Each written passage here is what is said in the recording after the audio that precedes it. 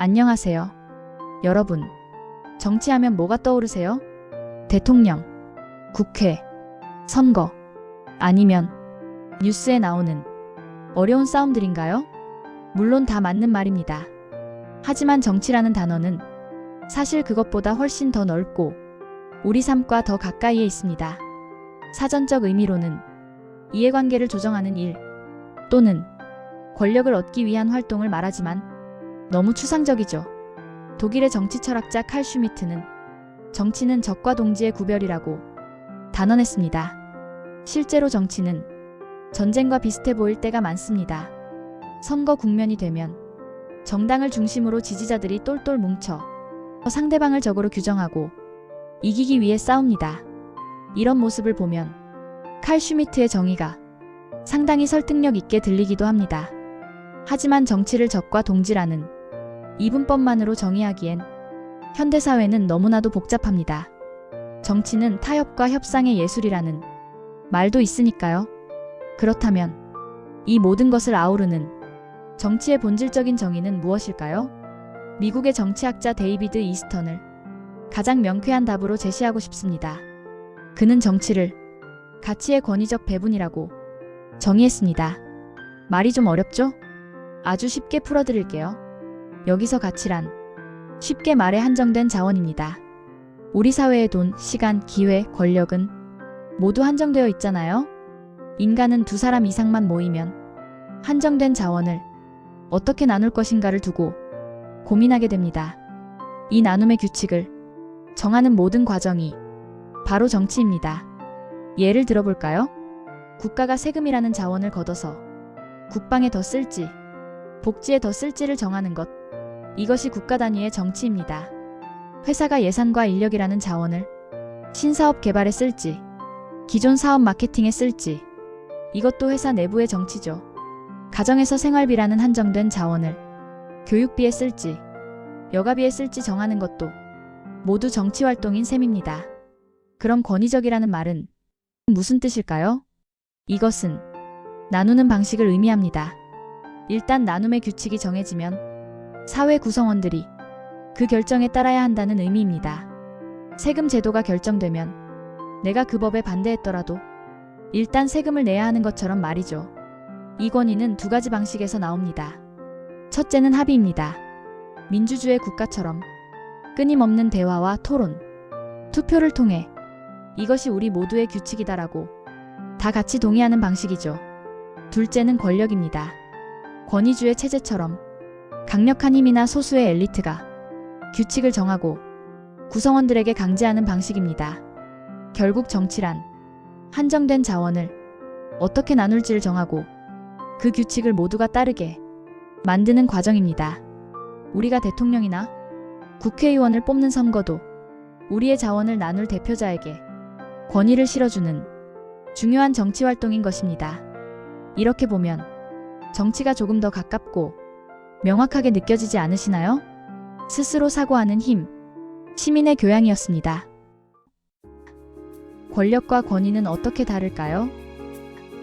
쉽게 말해, 권력이 개인의 능력에 기반한 힘이라면 권위는 다수에 의해 인정받은 권리입니다.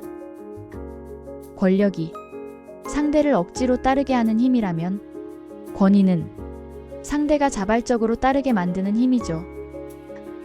그래서 권위는 권력보다 더 안정적이고 상위의 개념이라고 볼 수 있습니다. 독일의 위대한 사회학자 막스 베버는 권위가 어디에서 오는지에 따라 세 가지 유형으로 분류했습니다. 바로 전통적 권위, 카리스마적 권위, 법적 합리적 권위입니다. 첫째, 전통적 권위입니다. 이것은 아주 오래된 관습과 존경심에 기반합니다. 과거 군주제 시대에 왕이나 영주가 다스리는 것을 농노들이 원래 그랬으니까 하며 당연하게 받아들였던 것처럼 말이죠. 가부장제에서 집안 어른이 가졌던 힘도 여기에 속합니다. 둘째, 카리스마적 권위입니다. 이건 지도자의 카리스마에 대한 추종자들의 영웅화에서 나옵니다. 보통 국가적인 위기 상황에 등장하며 전통적 권위보다 훨씬 짧게 끝나는 경우가 많습니다. 독일의 히틀러가 1차 대전 패전과 경제 대공황을 수습하며 국민적 영웅으로 등극했지만 2차 대전 패전과 함께 스스로 막을 내린 것이 대표적입니다. 셋째, 법적 합리적 권위입니다. 이건 사람이 아닌 규칙과 절차의 권위가 있는 겁니다. 현대 민주주의의 법의 지배를 생각하시면 됩니다. 대통령, 판사, 공무원의 권위는 개인이 대단해서가 아니라 그들의 지위가 헌법과 법률이라는 규칙에 기반하기 때문입니다. 그래서 이들은 퇴임하면 그 권위도 자동적으로 사라지죠. 권위가 제대로 작동하기 위해 꼭 필요한 것은 무엇일까요? 바로 정통성입니다. 권위가 주로 개인에게 적용된다면 정통성은 정부나 정권 차원에서 사용되는 더 넓은 개념입니다. 정통성이란 사회 구성원들이 그 체제나 법을 정당하다고 받아들이고 있는지의 여부입니다. 여기서 아주 중요한 질문이 나옵니다. 단순히 합법적이기만 하면 정통성이 있는 걸까요? 그렇지 않습니다. 1970년대 한국의 체육관 선거를 예로 들어보죠. 당시 유신헌법이라는 법에 따라 체육관에서 대통령 선거가 이뤄졌으니 절차상 합법적이라고 주장할 수도 있습니다. 하지만 민주주의를 열망하는 국민 대다수가 그 헌법과 선거 방식을 정당하다고 마음속으로 받아들이지 않았습니다. 합법성은 갖췄을지 몰라도 정통성은 결여되었던 것이죠. 국가의 통치는 정통성이 존재해야만 국민들의 자발적인 복종이 이루어지고 안정적인 지배체제가 성립될 수 있습니다. 스스로 생각하는 힘, 시민의 교양이었습니다. 우리는 국가에 살고 있습니다. 그런데 국가란 정확히 무엇일까요? 국가는 주어진 영토 내에서 물리적 강제력의 정당한 행사를 독점하는 정치 공동체입니다. 간단히 말해 국가는 영토, 국민, 주권 이 세 가지로 구성됩니다. 헌법상 대한민국의 영토는 한반도와 그 부속도서이며 국민은 약 5,100만 명, 주권은 국민에게 있습니다. 국가라는 말은 15세기 이탈리아의 도시국가를 부르던 스타토에서 유래했습니다. 마키아벨리가 군주론에서 사용하며 보편화되었죠. 여기서 가장 중요한 개념이 바로 주권입니다. 주권은 국가의 의사를 최종적으로 결정하는 권력입니다. 프랑스의 장 보댕은 주권을 대내적으로는 최고성을, 대외적으로는 독립성을 의미한다고 규정했습니다. 그렇다면 우리는 왜 국가에게 이런 강력한 주권을 주었을까요? 이 질문에 답을 준 것이 사회계약론입니다. 르네상스와 종교개혁 이후 왕의 권력은 신이 줬다는 왕권 신수설이 위협받기 시작합니다. 막대한 부를 축적한 신흥 부르주아 계급이 등장했기 때문이죠. 이들의 불만을 잠재우고 국가의 존재 이유를 설명하기 위해 3명의 철학자가 등장합니다. 영국의 토머스 홉스는 국가가 없는 자연 상태를 가정합니다. 규범도 윤리도 없어 누구나 마음대로 행동하는 만인에 대한 만인의 투쟁 상태죠. 사람들은 이 불안한 상황에서 벗어나 안전을 보장받기 위해 계약을 맺습니다. 이 계약을 강력하게 지킬 절대적인 존재, 리바이어던이라는 괴물 같은 왕에게 모든 주권을 양도합니다. 하지만 존 로크는 생각이 달랐습니다. 인간은 자연 상태에서도 생명, 재산 등에 대한 천부인권을 지니고 태어났습니다.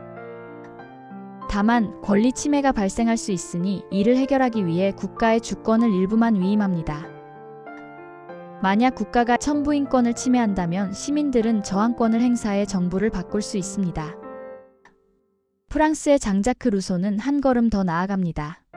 루소는 모든 사람의 마음속에 공공선을 향한 일반의지가 있다고 봤습니다. 주권은 이 일반의지에 있으며 절대 양도할 수 없습니다. 결국 왕은 필요 없는 존재가 되며 루소의 사상은 시민혁명의 발판이 됩니다. 홉스가 절대왕정을 로크가 제안된 정부를 루소가 국민 주권을 정당화한 것입니다. 우리가 지금 누리는 주권은 치열한 철학적 고민의 산물입니다. 스스로 생각하는 힘, 시민의 교양이었습니다. 오늘은 민주주의의 근간이 되는 법치주의를 이야기해 보겠습니다. 법치주의의 핵심에는 세 가지가 있습니다. 법에 의한 지배, 삼권 분립, 개인의 권리와 자유 보장입니다. 국가가 국민의 자유를 제한하거나 의무를 부과할 때는 반드시 국민의 대표인 입법부가 제정한 법률에 의거해야 합니다. 많은 사람들이 법치주의와 준법을 아직도 혼동합니다. 준법은 법에 무조건 복종해야 한다는 뜻입니다. 과거 왕이나 독재자 시절에도 법은 있었고 처벌도 있었습니다.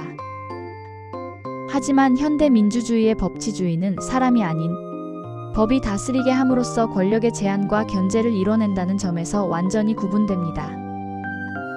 법치주의는 두 단계로 나뉩니다.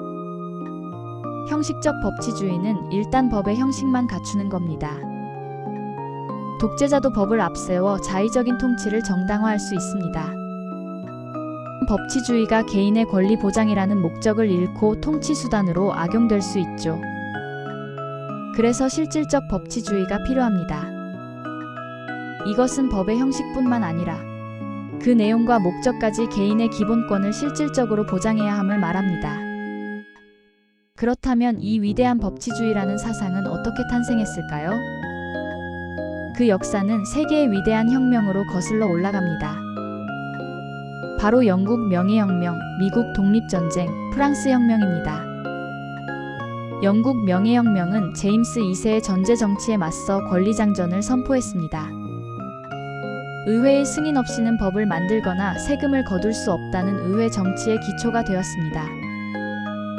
미국 독립전쟁의 슬로건은 대표 없이는 과세도 없다였습니다. 식민지 미국의 불만이 폭발한 것이죠. 미국 독립선언문은 천부인권, 인민주권, 저항권을 명시해 세계 최초의 근대적 민주국가를 탄생시켰습니다. 프랑스 혁명은 루이 16세의 사치와 구제도의 모순으로 시작됐습니다. 시민들은 바스티유 감옥을 습격하고 인권선언을 가결했습니다.